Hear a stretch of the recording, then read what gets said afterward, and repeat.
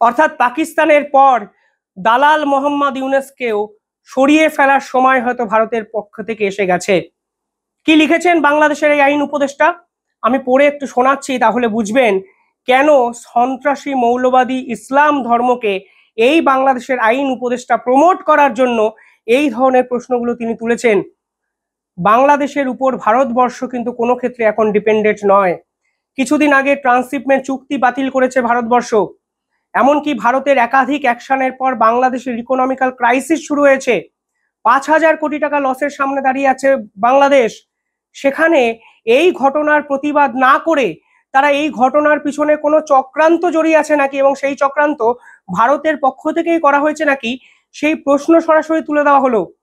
একদল মানুষ সেখানে ঝাঁপিয়ে পড়লেন, কিন্তু এই পোস্ট কিছুক্ষণের মধ্যে ডিলিট করে দেন আইন উপদেষ্টা। এরকম পোস্ট করেন কেন যা রাখার ক্ষমতা নেই? কিসের জন্য এত তাড়াতাড়ি দম বেরিয়ে যায়? যে পোস্ট আপনি একটা দিন রাখতে পারেন না, সেই ফেসবুক পোস্ট আপনি করলেন কেন? কিসের ভয় পাচ্ছেন আপনি? দিনের পর দিন আইন উপদেষ্টার পদে বসে বাংলাদেশের মতো একটা রাষ্ট্রকে কমপ্লিটলি ডুবিয়ে যাচ্ছেন। এর আগে আপনি দাবি করেছিলেন 26 লক্ষ ভারতীয় নাকি বাংলাদেশে কাজ করে। 26 জনের নাম তিনি প্রকাশ করতে পারেননি।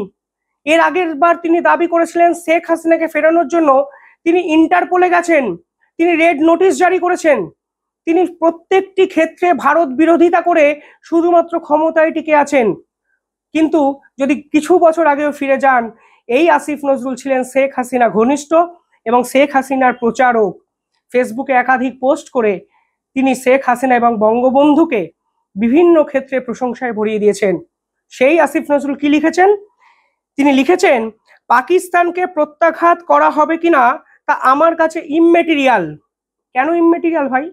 আপনি আমাদের প্রতিবেশী রাষ্ট্রের আইনমন্ত্রী, আইন উপদেষ্টা, একজন সন্ত্রাসবাদী রাষ্ট্র যে দিনের পর দিন ভারতের হিন্দুকে খুঁজে খুঁজে মারার চেষ্টা করছে, তাদের বিরুদ্ধে পদক্ষেপ হবে নাকি সেটা আপনার কাছে কোনো ম্যাটার করছে না? সাউথ ইস্ট এশিয়ার পলিটিক্সে পাকিস্তান যেভাবে ইসলামী সন্ত্রাসবাদী ছড়িয়ে দেওয়ার চেষ্টা করছে, প্রকাশ্যে বলুন সেই পাকিস্তানের দোসর আপনারা। দিনের পর দিন সন্ত্রাসবাদের চাষ আপনারা করে যাচ্ছেন। আপনারা করাচি বিমানবন্দর থেকে একাধিক প্লেন বাংলাদেশে নামতে দিচ্ছেন। আপনারা পাকিস্তানের নাগরিকদের জন্য ভিসা সম্পূর্ণ ফ্রি করে দিয়েছেন, কোনো পদ্ধতি কার্যত নেই। আপনারাই প্রথম যা পাকিস্তানের সঙ্গে অস্ত্র চুক্তি করছেন। একাধিক অস্ত্র আপনারা চট্টগ্রাম বন্দরে আমদানি করছেন পাকিস্তানের করাচি বন্দর থেকে। দিনের পর দিন পাকিস্তানের উগ্রপন্থাকে আপনারা সমর্থন করছেন। আইএসআই কে জায়গা দিয়েছেন বাংলাদেশে। আপনাদের যে আর্মি, তারা পাকিস্তানের আর্মির থেকে ট্রেনিং নিচ্ছে। রোহিঙ্গাদের হাতে যে অস্ত্র তুলে দেওয়া হচ্ছে, তাই পাকিস্তান থেকে আমদানি করা হয়েছে ঢাকা বন্দর থেকে। আপনাদের দেশের প্রেস ক্লাবে মোহাম্মদ আলী জিন্নার জন্মদিন পালন করা হয়েছে। কোন মোহাম্মদ আলী জিন্না? যারা আপনাদের বিপক্ষে আন্দোলন করেছিলেন, যারা আপনাদের স্বাধীনতা হরণ করেছিলেন। আপনাদের প্রেস ক্লাবে পাকিস্তান জিন্দাবাদ স্লোগান দেওয়া হয়েছে। আপনারা প্রথম রাষ্ট্র যাদের বিরুদ্ধে স্বাধীনতা ছিনিয়ে এনেছেন তাদের সঙ্গেই বন্ধুত্ব করছেন, মুক্তিযোদ্ধাকে অমান্য করছেন, মুক্তিযোদ্ধাকে অসম্মানিত করছেন। আপনারা এই ধরনের স্ট্যাটাস দেবেন না সেটা তো আমি এক্সপেক্ট করিনি। এই স্ট্যাটাস দেওয়ার আগেই আমি ভিডিওতে বলে দিয়েছিলাম, আসলে মোহাম্মদ ইউনূস এই ধরনের কথাবার্তা বলছেন কুমিরের কান্না। তিনি বাঁচতে চাইছেন, তিনি বুঝতে শুরু করে দিয়েছেন ভারত এবার কতটা আগ্রাসী হতে পারে। এই আগ্রাসন থেকে বাঁচার জন্য মোহাম্মদ ইউনূস এই ধরনের স্টেটমেন্ট দিচ্ছেন। ডোনাল্ড ট্রাম্প ভারতের পাশে এসে দাঁড়িয়েছেন, ইসরায়েল ভারতের পাশে এসে দাঁড়িয়েছেন, রাশিয়া ভারতের পাশে এসে দাঁড়িয়েছে, বিশ্বের একাধিক দেশ ভারতের পাশে আজকে দাঁড়িয়েছে এই ইসলামী সন্ত্রাসবাদীদের শেষ করার জন্য। ঠিক সেখানে আপনি একা হয়ে গিয়ে ভারতের পাশে দাঁড়াবেন না, হতে পারে না।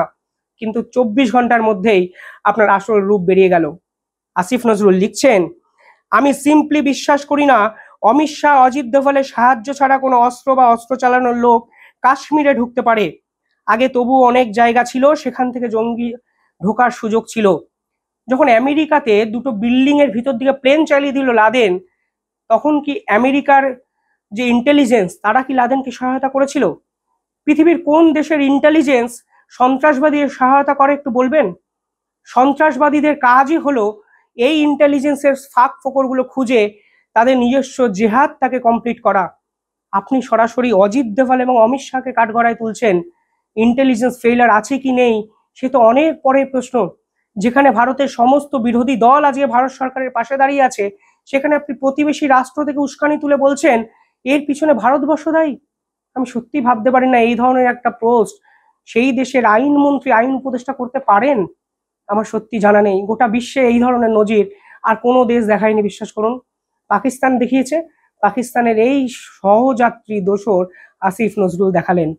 বিশ্লেষণ করতে হবে না, শুধু পোস্টটা শুনুন। তিনি লিখেছেন, আগে তবু অনেক জায়গা ছিল, এখন জঙ্গি ঢোকার সুযোগ নেই। এখন টেকনোলজির উন্নতির পথে সেই সব জায়গা অতি সহজেই নজরদারি করা যায়।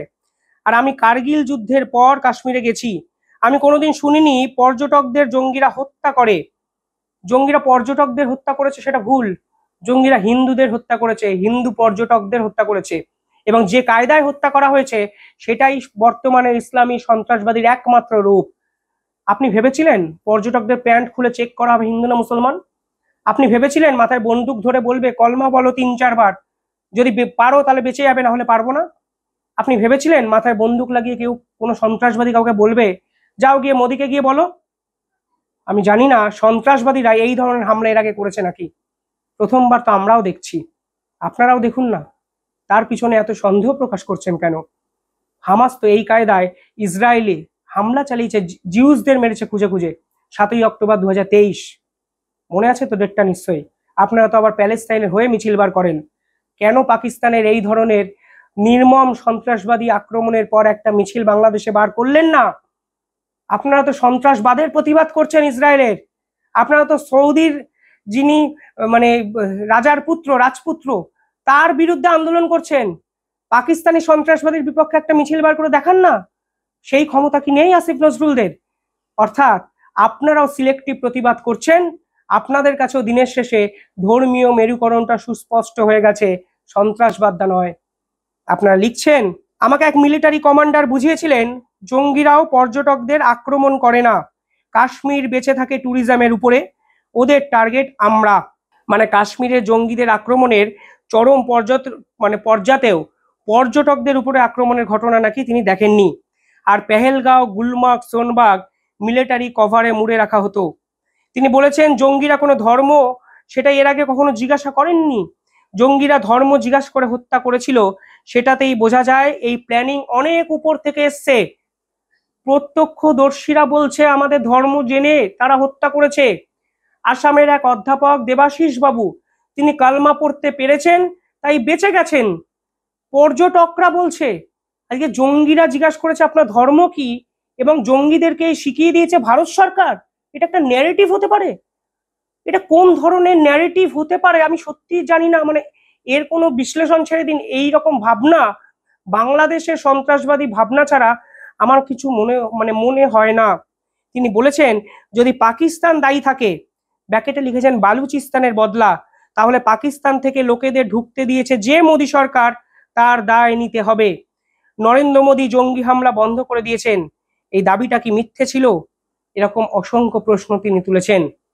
দেখুন, কাশ্মীরে জঙ্গি হামলা যে ঘটেছে তা হতে পারে ভারত সরকারের ইন্টেলিজেন্স ফেইলিয়ার, কিন্তু ভারতের সেনারা দিনের পর দিন যেভাবে এলওসিতে ভারতবর্ষকে সুরক্ষিত করে রেখেছেন, সেই ব্যর্থতার দিকে আঙুল তোলাটা হয়তো চরমতম অপরাধ হবে। ফুটবলের স্ট্রাইকারদের যদি গোল মিস করে স্ট্রাইকাররা, দেখবেন সে অর্থে কোনো বদনাম হয় না, কিন্তু গোলকিপাররা একটি ভুল করলেই একটা বিপক্ষের দল হেরে যায়। আসলে ইন্টেলিজেন্স অফিসারদের কাজটাও সেরকম ফুটবল মাঠের গোলকিপারদের মতোই। সমালোচনা হতে পারে, প্রশ্ন হতে পারে, তর্ক বিতর্ক অনেক কিছু হতে পারে, কিন্তু দিনের শেষে একটা রাষ্ট্রীয় এর পিছনে রাষ্ট্র জড়িত আছে এবং রাষ্ট্রীয় অভিসন্ধি আছে নাকি, এই প্রশ্ন তোলা হচ্ছে বাংলাদেশের মতো একটা রাষ্ট্র থেকে যারা নিজেই পাকিস্তানের মতো সন্ত্রাসবাদী হামলায় মদতপুষ্ট। সব মিলিয়ে আসিফ নজরুলের এই পোস্টের পর ভারত সরকার কি করে সে তো দেখতেই হবে। এ বিষয়ে নিঃসন্দেহে ডেভেলপমেন্ট আসবে, এই মুহূর্তে অনেক ডেভেলপমেন্ট আসছে, আমি আপডেটেড ভিডিও আপনাদের বানাবো। তবে আসিফ নজরুলের এই পোস্ট ধরে নিন আপনারা মোহাম্মদ ইউনূসেরই বার্তা, অর্থাৎ মোহাম্মদ ইউনূসের সেই কুমিরের কান্না, সেই মুখোশ যেভাবে দুদিন আগে আমি খুলে দিয়েছিলাম, আজকে আমার কথাগুলোই হুবহু মিলে গেল। হয়তো আপনারাও বুঝতে পারছেন তারা যতই সমব্যথী হোক না কেন, দিনের শেষে পাকিস্তানের সন্ত্রাসবাদীদের দোসর এই বাংলাদেশ। ট্রিটমেন্ট প্রয়োজন, ইসরায়েলি ট্রিটমেন্ট, শেখাতে হবে ভারত কি পারে। ভারতে চুপ করে থাকাটা অনেকে উদারতা ভাবতে শুরু করে দিয়েছেন, তার জন্যই হয়তো এই ধরনের পোস্ট, এই ধরনের কথাবার্তাগুলো আসছে। প্রয়োজন আছে এদেরকে বোঝানোর যে ভারতবর্ষ আসলে চুপ করে আছে মানে দুর্বল নয়, অনেক বড় জিনিস বোঝানোর সময় হয়তো এসে গেছে। ডিপ্লোম্যাটিক স্তরে বলুন, সামরিক শক্তিতে বলুন। কিভাবে দেখছেন কমেন্টে জানাবেন।